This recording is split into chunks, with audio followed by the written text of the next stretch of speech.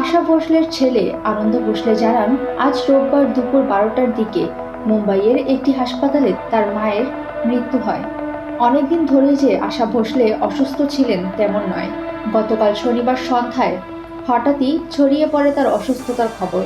প্রথমে শোনা গিয়েছিল আশা ভোসলে হৃদরোগে আক্রান্ত হয়েছেন, তবে পরে তার নাতনি জানাই ভোসলে সোশ্যাল মিডিয়ায় স্পষ্ট করে জানান, চরম ক্লান্তি এবং বুকে সংক্রমণের কারণেই তাকে হাসপাতালে ভর্তি করানো হয়েছে। 8 দশকের বেশি দীর্ঘ কেরিয়ারে তিনি একাধিক ভারতীয় ভাষার পাশাপাশি বিভিন্ন বিদেশি ভাষায়ও হাজার হাজার গান রেকর্ড করেছেন।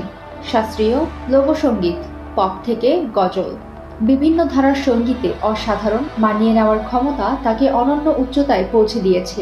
দীর্ঘ কর্মজীবনে ভারতীয় সঙ্গীতের অসামান্য অবদানের স্বীকৃতিস্বরূপ আশা ভোসলে অসংখ্য সম্মাননা পেয়েছেন।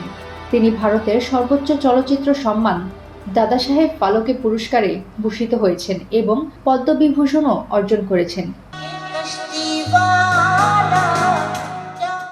পাশাপাশি তিনি একাধিকবার জাতীয় চলচ্চিত্র পুরস্কার ও ফিল্মফেয়ার পুরস্কার জিতেছেন। আশা ভোসলের খ্যাতি শুধু ভারতেই সীমাবদ্ধ নয়, তিনি আন্তর্জাতিক মঞ্চেও পারফর্ম করেছেন